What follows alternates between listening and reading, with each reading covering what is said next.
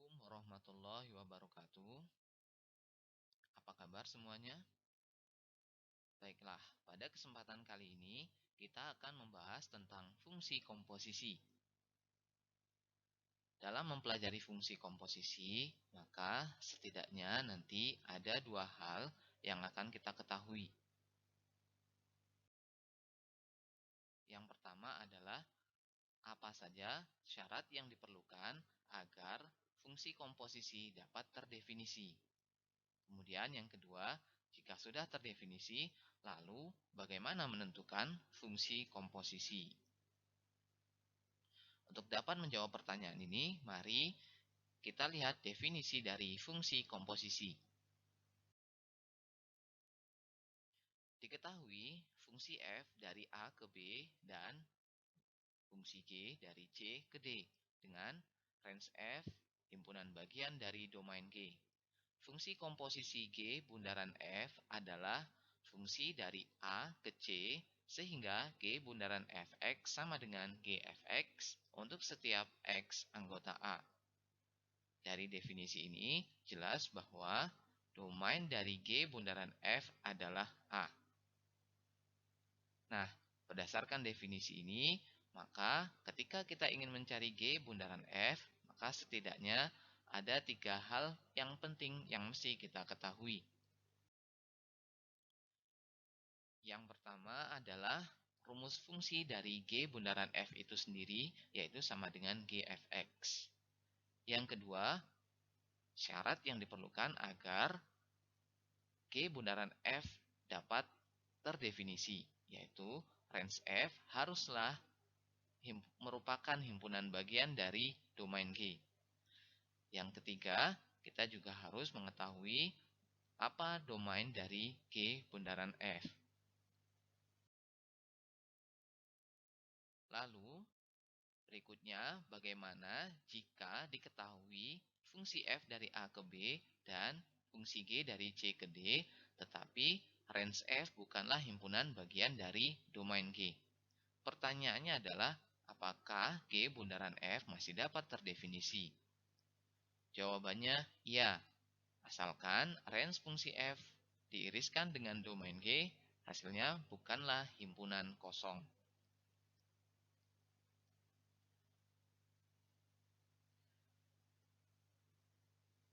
Dari diagram ini, maka kemudian kita dapat menentukan domain dari G bundaran F.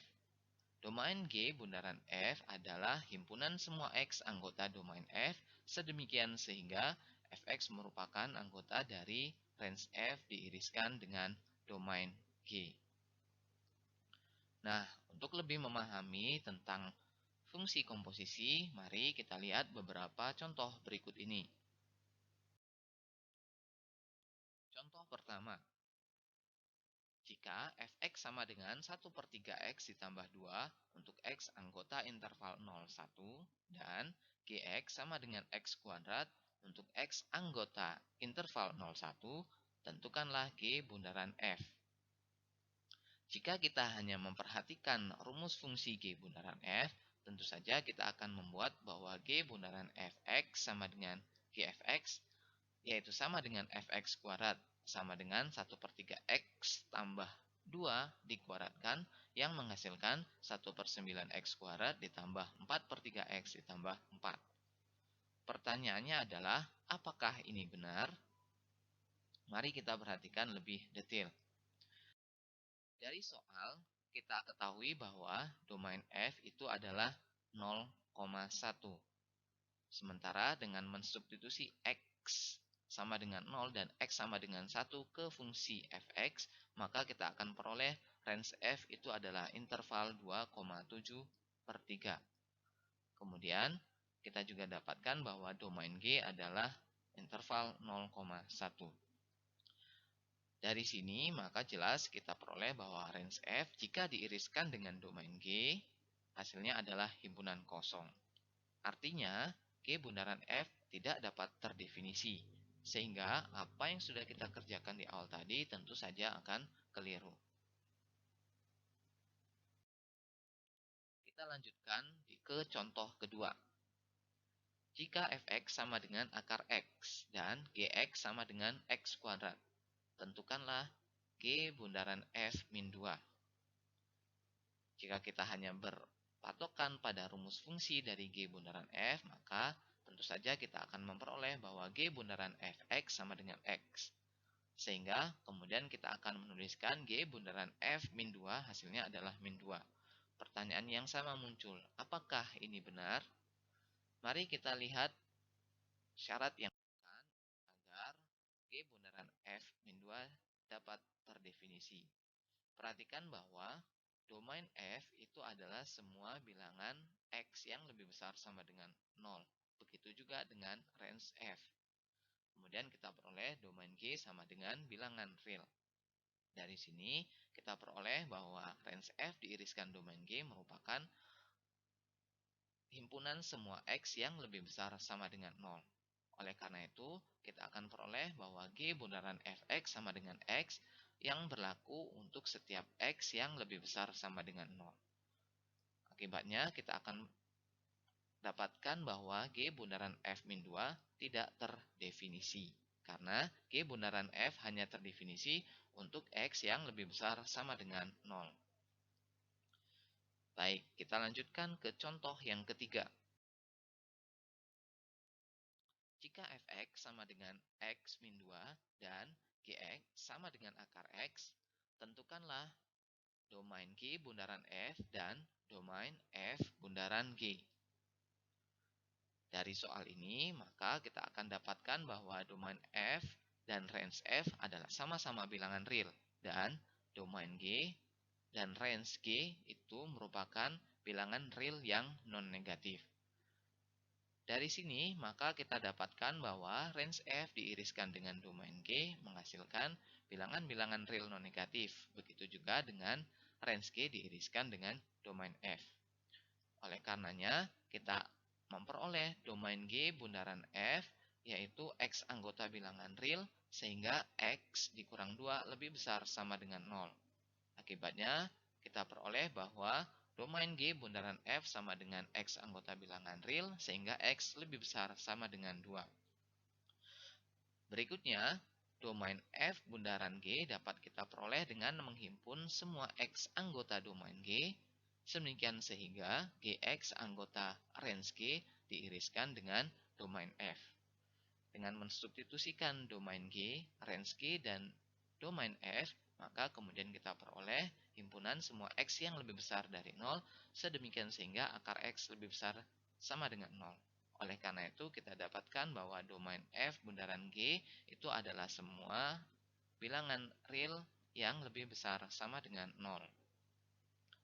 Contoh 3 ini dapat kita modifikasi dengan membatasi daerah domain masing-masing fungsi, baik fungsi f dan fungsi g.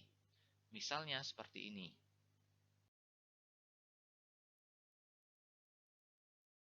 Dengan membatasi domain f itu untuk x yang lebih besar sama dengan 2, dan untuk g dibatasi untuk x yang lebih besar sama dengan 9.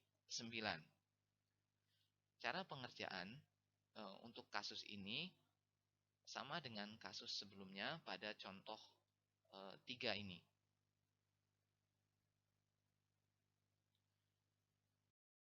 Contoh berikutnya, contoh 4. Jika fx sama dengan 2x ditambah 1 dan gx sama dengan x kuadrat ditambah sin x, tentukanlah domain g bundaran f. Dari soal ini, maka kita tahu bahwa domain f, range f, dan domain g semuanya adalah bilangan real. Sehingga kita tahu range f diiriskan dengan domain g menghasilkan bilangan real. Oleh karena itu, kita akan peroleh bahwa domain g bundaran f itu adalah bilangan real. Baik, kita akan lanjutkan ke contoh 5 dan 6 yang memiliki tipe yang berbeda dengan contoh-contoh sebelumnya. Contoh 5. Jika fx sama dengan x ditambah 1 dan gx sama dengan 2x untuk x yang lebih besar dari 2, sama dengan x kuadrat untuk x yang kecil sama dengan 2. Tentukanlah g bundaran fx. Dari soal ini kita peroleh bahwa domain F sama dengan bilangan real. Sementara range fungsi F juga bilangan real. Begitu juga dengan domain G. Oleh karena itu kita dapatkan bahwa domain G bundaran F itu sama dengan bilangan real. Dari sini kita akan dapatkan bahwa G bundaran F akan sama dengan Gfx. Sesuai dengan definisi fungsi Gx pada soal, maka kita peroleh Gfx akan bernilai 2fx ketika fx-nya lebih besar dari 2 dan bernilai fx kuadrat ketika fx kecil sama dengan 2. Langkah berikutnya adalah bagaimana fx lebih besar dari 2 dapat terjadi dan bagaimana fx kecil sama dengan 2 dapat terjadi. Fx lebih besar dari 2. Karena fx sama dengan x tambah 1, maka dapat kita tulis menjadi x ditambah 1 lebih besar dari 2, yang menghasilkan x lebih besar dari 1. Kemudian, fx kecil sama dengan 2, kita substitusikan fx sama dengan x tambah 1, sehingga memperoleh x tambah 1 kecil sama dengan 2, yang menghasilkan x kecil sama dengan 1. Kita dapatkan G bundaran fx sama dengan 2 dikali x ditambah 1 untuk x yang lebih besar dari 1 dan sama dengan x ditambah 1 kuadrat untuk x yang kecil sama dengan 1. Contoh ke-6. Jika fx sama dengan x tambah 1 untuk x yang lebih besar sama dengan min 1 dan sama dengan min x untuk x yang kecil dari min 1. Kemudian Gx sama dengan 2x untuk x yang lebih besar dari 2 dan sama dengan x kuadrat untuk x yang kecil sama dengan 2. Tentukanlah G bundaran fx. Dari sini maka kita peroleh bahwa domain f adalah bilangan real. Kemudian range f itu adalah bilangan real yang non-negatif. Dari mana range f kita peroleh? Jika kita perhatikan, fx bernilai x tambah 1 untuk x yang lebih besar dari min 1. Oleh karena itu, fx akan bernilai lebih besar sama dengan 0 ketika x lebih besar dari sama dengan min 1. Kemudian, fx bernilai min x ketika x bernilai kecil dari min 1. Dari definisi ini, maka kita peroleh bahwa fx akan bernilai lebih besar dari 1 ketika x kecil dari min 1. Dari dua kasus tersebut, maka kemudian kita peroleh bahwa range f akan selalu bernilai lebih besar sama dengan 0. Kemudian kita juga dapatkan bahwa domain G sama dengan bilangan real. Dari sini, maka kita peroleh bahwa range f diiriskan dengan domain G menghasilkan bilangan real yang non-negatif. Oleh karenanya, kita dapatkan domain G bundaran f, yaitu adalah semua x anggota domain f sehingga fx anggota range f diiriskan dengan domain G. Dengan mensubstitusikan domain f, range f, dan domain G, maka kemudian kita akan peroleh bahwa domain G bundaran f adalah semua bilangan real. Selanjutnya, kita peroleh bahwa G bundaran f sama dengan Gfx. Sesuai dengan definisi pada soal, Gfx akan bernilai 2 dikali fx ketika fx lebih besar dari 2 dan akan bernilai fx kuadrat ketika fx kecil sama dengan 2. Oleh karena itu, langkah berikutnya adalah kita menentukan kapan fx akan lebih besar dari 2 dan kapan fx akan bernilai kecil sama dengan 2. Fx lebih besar dari 2. Ini kita akan bagi menjadi dua kasus. Pertama, untuk x yang lebih besar sama dengan 1, sesuai dengan soal, maka fx bernilai x ditambah 1.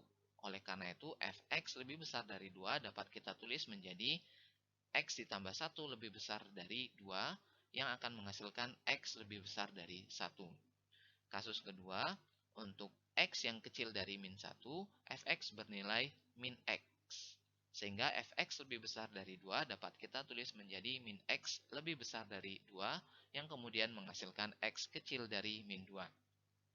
Jadi, fx bernilai lebih besar dari 2 dipenuhi oleh X yang lebih besar dari 1 atau X yang kecil dari min 2. Berikutnya, untuk fx yang kecil sama dengan 2, maka ketika X lebih besar dari min 1, kita dapat tuliskan menjadi X tambah 1 kecil sama dengan 2. Akibatnya kita dapatkan X kecil sama dengan 1.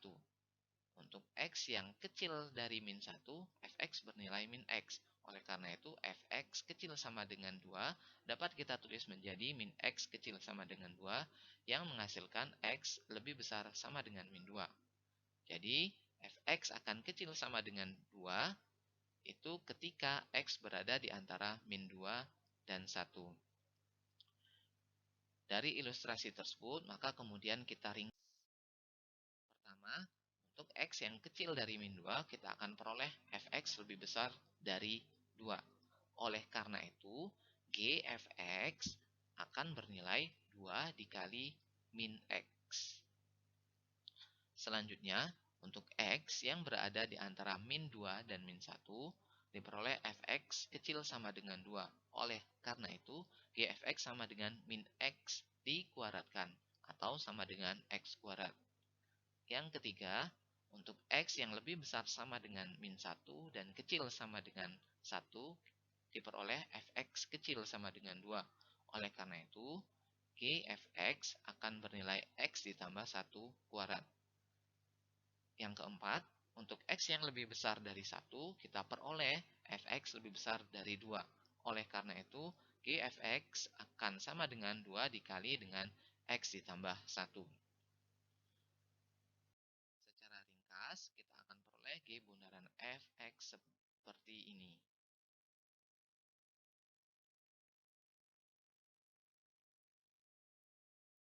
Dari contoh 1, 2, sampai contoh 6, maka kita sudah dapat memahami apa saja yang diperlukan dalam menentukan fungsi komposisi G bundaran F.